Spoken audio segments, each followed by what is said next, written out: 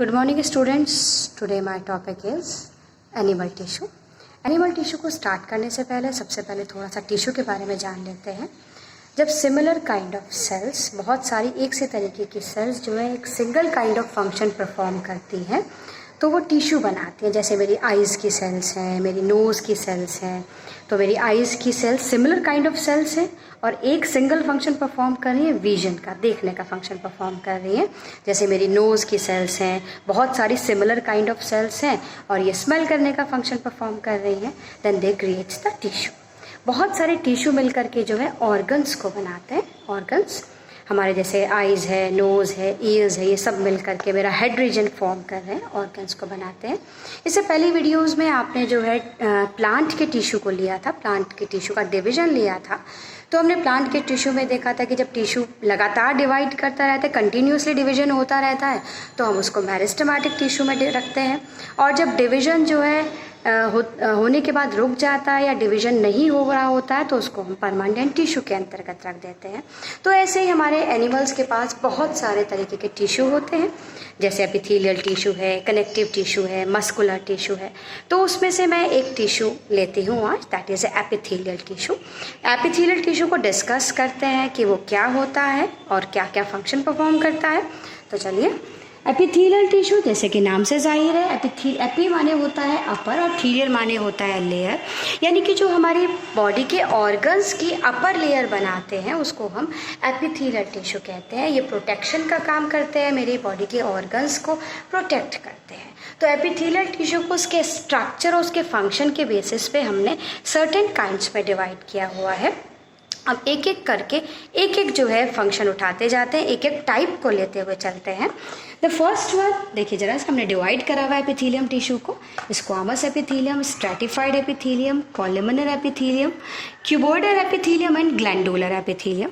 The first one is of squamous epithelium. Squamous epithelium की sales जो होती हैं देखिए इस तरीके से, इसकी जो है सिंगल लेयर्ड होती हैं और ये बहुत थिन और डेलिकेट होती हैं और इनके बीच में देख रहे हैं आप, इनके बीच में जो है बहुत कम इंटरसेलुलर स्पेस जो होता है वो बहुत बिल्कुल भी नहीं होता है, यानी इनके बीच में जो सीमेंटिंग मटेरियल होता है वो बिल्कुल भी प्रेजेंट नहीं होता, या कह सकते हैं बहुत लेस अमाउंट में होता है। और इनके पास अपना एक प्रोमिनेंट न्यूक्लियस होता है। और ये स्क्वामस एपिथेलियम हमें मिल कहाँ रहा है, that is a covering of lungs, हमारी बॉडी की जो लंग्स हैं उसकी कवरिंग में, ब्लड वेसल्स की कवरिंग में। The second one is of stratified epithelium. Stratified epithelium, stratified का मतलब होता है बहुत सारे लेयर्स। तो जब मेरा एपिथेलियम टिश्यू बहुत सारी लेयर्स बनाता है, देख रहे हैं आप लेयर्स किस तरीके से बनी हुई हैं, तो जब मेरा एपिथेलियम टिश्यू बहुत सारी लेयर्स बनाता है तो उसको हम स्ट्रैटिफाइड एपिथेलियम कहते हैं। और ये मिलता कहाँ है, जैसे मेरी स्किन है, स्किन में आपने देखा होगा कि ऊपर वाली रिमूव हो जाती है, उसके बाद जो है रोज़ रोज़ हम नहाते हैं तो ऊपर वाली लेयर हमारी रिमूव होती रहती है और उसके बाद जो है नई लेयर आती चली जाती है, क्योंकि स्ट्रैटिफाइड एपिथेलियम जो होता है ये बहुत सारी लेयर्स में जो है डेवलप होता है, बहुत सारी लेयर्स का बना हुआ होता है। थर्ड वन आ जाता है, that is a columnar epithelium. Columnar epithelium क्या करता है, ये कॉलमनर एपिथेलियम जैसे कि नाम से आप समझ रहे हैं, इसकी सेल्स जो होती है कॉलम के जैसी होती है, यानी थोड़ी सी हाइट में थोड़ी सी जो है देखिए इनके कंपैरिजन में थोड़ी ज़्यादा होती हैं।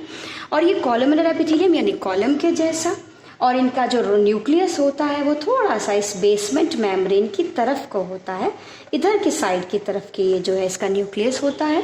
और ये कहाँ पर प्रेजेंट होती है, हमारे इंटेस्टाइन की लाइनिंग में, यानी जहाँ जो भी हम फूड खाते हैं वो हमारे इंटेस्टाइन में जाता है, वहाँ पर जाकर एब्जॉर्ब हो जाता है। तो वहाँ की लाइनिंग में, वहाँ की लाइनिंग के प्रोटेक्शन में जो है ये वाला हमारा कॉलमनर एपिथेलियम जो है वहाँ पर हेल्प करवाता है।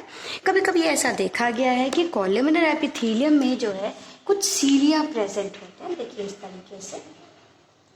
ये सीलिया क्या करते हैं, मूवमेंट को, यानी फूड के मूवमेंट को जो है फैसिलिटेट करते हैं। तो ऐसा वाला एपिथेलियम ऐसा वाला एपिथेलियम, ऐसा वाला कॉलमनर एपिथेलियम जिसके ऊपर सीलिया प्रेजेंट होते हैं, उसको हम सीलिएटेड कॉलमनर एपिथेलियम के अंतर्गत रख देते हैं।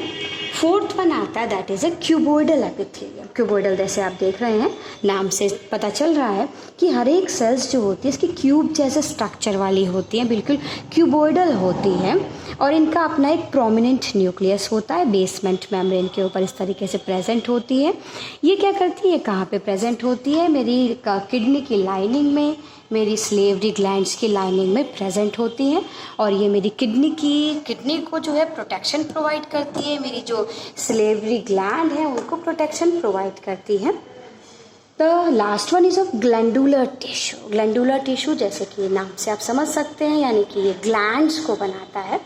यानी कि कभी कभी मेरा एपिथेलियम टिश्यू इनवर्ड्स हो जाता है, इनवर्ड अंदर की तरफ फोल्डेड हो जाता है, और फोल्ड होने के बाद अंदर की तरफ मुड़ा हुआ, फोल्डेड होने की वजह से ये सर्टेन काइंड ऑफ सिक्रीशन का फंक्शन करता है। सर्टेन काइंड ऑफ, जैसे अगर मैं कहूँ मेरी पिट्यूटरी ग्लैंड है, मेरी लक्राइमल ग्लैंड है जो मेरी आइज़ में प्रेजेंट है, कभी कभी जो है मेरी जो सिबेशियस ग्लैंड है वो हमारे जो है ऑयल सिक्रीट करती है। तो कभी कभी जो मेरा एपिथेलियम टिश्यू है ये क्या करता है, अंदर की तरफ फोल्ड हो जाता है और कुछ some kind of certain secrete करने लगता है चीज़ों को, सर्टेन काइंड ऑफ हार्मोन और सर्टेन काइंड ऑफ एंजाइम जो है सिक्रीट करने लगता है। तो ऐसे सेल्स को, ऐसे टिश्यू को हम जो है ग्लैंडुलर टिश्यू कहते हैं।